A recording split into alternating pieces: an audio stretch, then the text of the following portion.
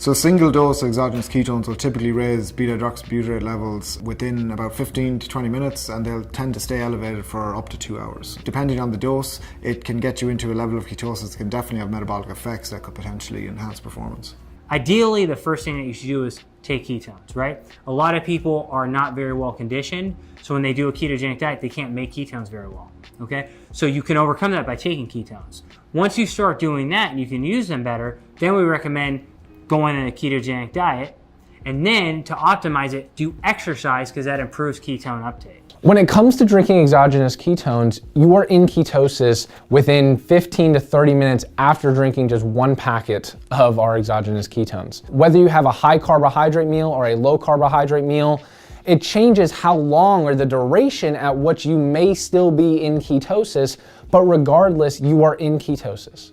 Ideally, the goal is to gear someone towards eating a lower carbohydrate diet along with exogenous ketones to get the best result.